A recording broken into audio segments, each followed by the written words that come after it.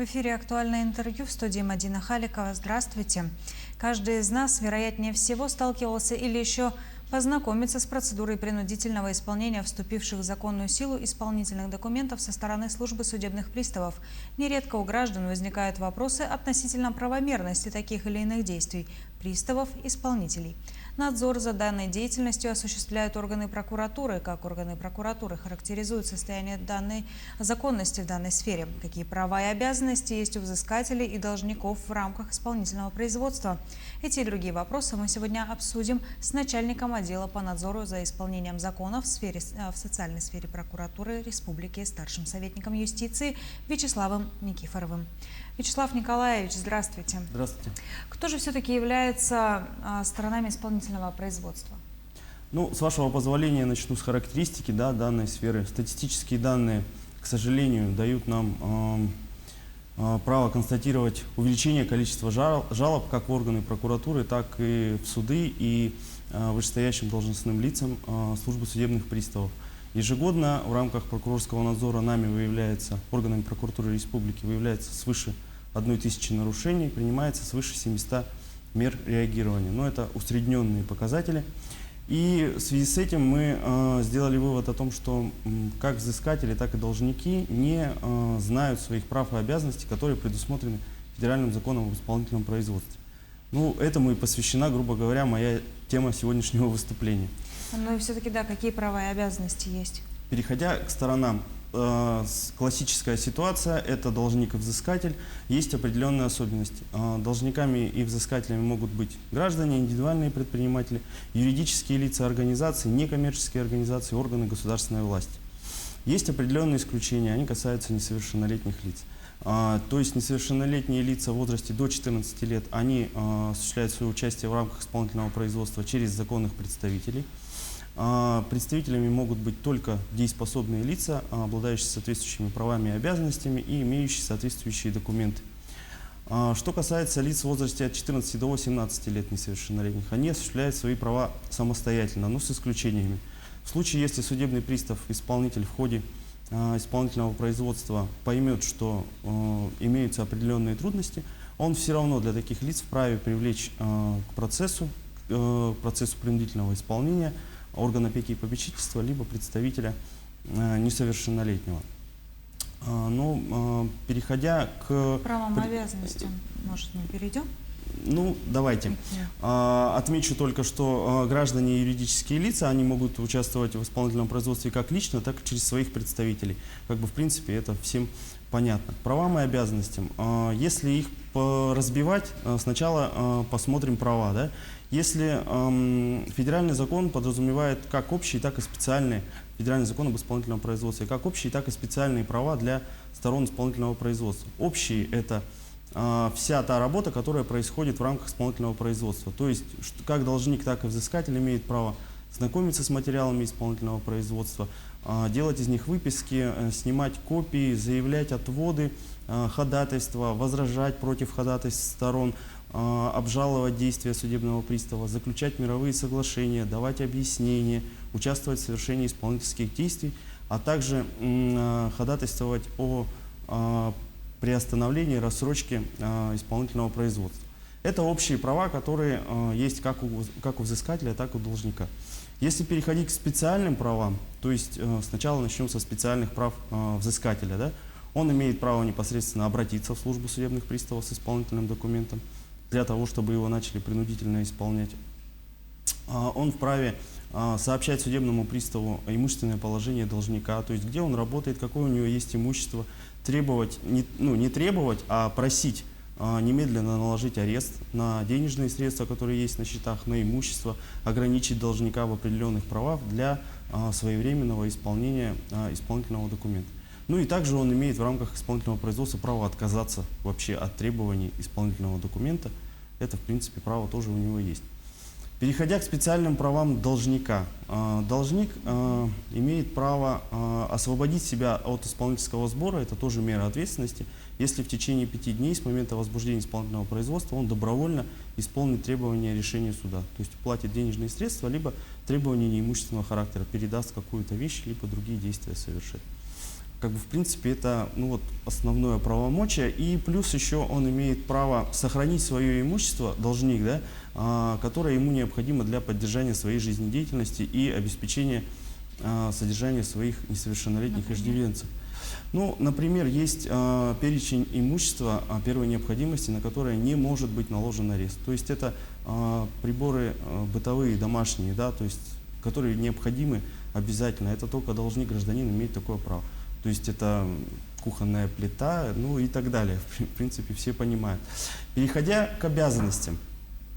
Если провести анализ положений федерального закона об исполнительном производстве, как бы, но он говорит о том, что основные обязанности у нас лежат на должнике, ну, как в стороне исполнительного производства. То есть, если должник, как я уже сказал выше, не исполнил, не воспользовался своим правом добровольного исполнения исполнительного документа, на него возлагается обязанность по уплате исполнительского сбора. Это достаточно действенная мера ответственности. На граждан и индивидуальных предпринимателей налагается исполнительский сбор в размере 7% от стоимости, от суммы взыскиваемой, да, по исполнительному документу, либо от стоимости имущества, которое подлежит взысканию. Эта сумма для граждан и индивидуальных предпринимателей не может составлять менее 1000 рублей, а для юридических лиц не менее 5000. Если же мы переходим к неисполнению требований неимущественного характера, то эти суммы возрастают в 5 раз. То есть для граждан индивидуальных предпринимателей 5000, для юридических лиц это 50 000 рублей. То есть вот такие основные обязанности. Ну и плюс в рамках исполнительного производства, конечно же, должник обязан сообщать судебному приставу о перемене места работы, о появлении у него нового имущества, то есть обновлять те необходимые данные, которые необходимы для скорейшего исполнения требований исполнительного документа. Вот, в принципе, если к обязанностям. Если эти обязанности не исполняются, существуют также меры ответственности, установленные Кодексом об административных правонарушениях Российской Федерации, может быть привлечен к административной ответственности, либо в случае злостного неисполнения решения суда должник также может быть привлечен к уголовной ответственности. В каком порядке осуществляется защита прав сторон? Защита прав сторон предусмотрена у нас федеральным законом 229 об исполнительном производстве, главами 17-18. То есть в случае, в течение 10 дней, когда стороны исполнительного производства узнали о совершении определенных действий либо бездействия судебного пристава, вынесении определенных постановлений в рамках исполнительного производства, они имеют право их обжаловать. То есть обжалование по закону идет в порядке подчиненности. То есть если обжалуются действия судебного пристава исполнителя, то такие жалобы направляются старшему судебному приставу, это начальник территориального отдела службы судебных приставов. Если вы не согласны с решениями старшего судебного пристава, вы их обжалуете главному судебному приставу по субъекту. То есть начальнику, по Якутии это начальник управления Федеральной службы судебных приставов по Республике Саха-Якутия. Также взыскатели и должники не лишены права обратиться в суд на любом этапе в суд с заявлением о признании того или иного постановления незаконным, либо бездействия судебного пристава незаконным. Не лишены также права должники и взыскатели обратиться в органы прокуратуры. Но есть определенные особенности, поскольку, осуществляя надзор за деятельностью службы судебных приставов, прокуроры руководствуются не только федеральным законом о прокуратуре, но и указанием Генеральной прокуратуры 1999 года, которое гласит о том, что в случае, если законность действий судебных приставов не проверялась вышестоящими должностными лицами, мы обязаны в данном случае такие обращения направить в соответствующие подразделения службы судебных приставов, чтобы они реализовали свои полномочия в рамках закона. Какие нарушения в данной сфере уже выявлялись? Спектр нарушений достаточно огромен. То есть нарушения допускаются практически на всех стадиях исполнительного производства. И не только судебными приставами исполнителями. И работодателями, и банками допускаются нарушения тоже федерального закона об исполнительном производстве. Начиная с самого начала, это несвоевременное возбуждение исполнительного производства. Дальше. Не направление судебным приставом исполнителей копий постановления о возбуждении исполнительного производства сторонам. То есть для того, чтобы стороны своевременно были уведомлены об этом. Далее, получается, несвоевременность проведения исполнительских действий. То есть ни для кого не секрет, что у нас служба судебных приставов – это орган принудительного исполнения, это правоохранительные органы, которые обладают широким спектром полномочий, которые способствуют исполнению судебных решений. Это и ограничение выезда должника за границу, это и временное лишение должника правом управления транспортным средством, например. Это запрет на проведение регистрационных действий в отношении автомобиля или другого недвижимого имущества. То есть вот такие моменты. Кроме того, если в рамках исполнительного производства производится арест имущества, который направляется на реализацию, там также допускается нарушение. То есть арестовывается имущество должника, на которое не может быть обращено взыскание. То есть это те самые предметы первой необходимости, про которые мы говорили в самом начале выступления. Да? Нарушается процедура реализации этого имущества.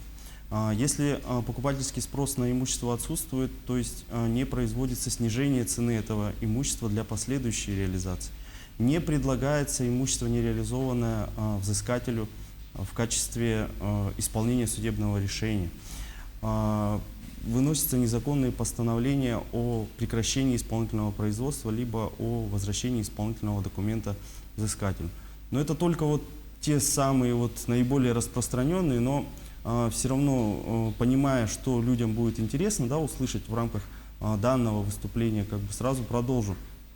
Сейчас у нас большие вопросы вызывают жалобы, да, по которым граждане жалуются о том, что социальные выплаты, поступающие на их банковские счета, они просто списываются судебными приставами исполнителями. В счет долга. В счет долга, да. Вот тут хотелось бы объяснить, что у нас с 1 июня 2020 года в Федеральный закон об исполнительном производстве внесены определенные изменения, которые должников в данной части защищают, оберегают, позволяют достойно существовать даже при наличии долга. То есть те социальные выплаты, то есть выплаты по возмещению вреда, причиненного жизни и здоровью, социальные выплаты, выплаты на детей, материнский капитал и другие социальные гарантии государства, они теперь защищены законом. То есть те органы, которые производят эти выплаты, в платежных поручениях указывают определенный код операций. Эти коды операций, они предусмотрены ведомственными актами Министерства юстиции Российской Федерации и Центрального банка.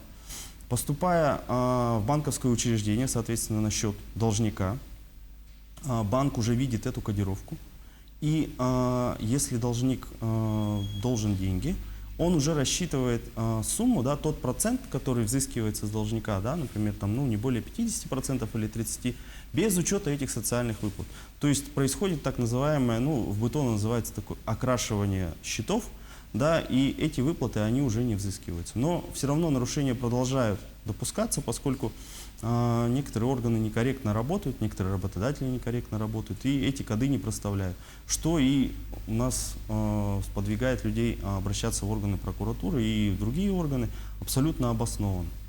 Спасибо вам, Вячеслав Николаевич, за то, что пришли сегодня к нам в гости и так подробно обо всем рассказали. Я напоминаю, это было актуальное интервью. Оставайтесь на нашем канале.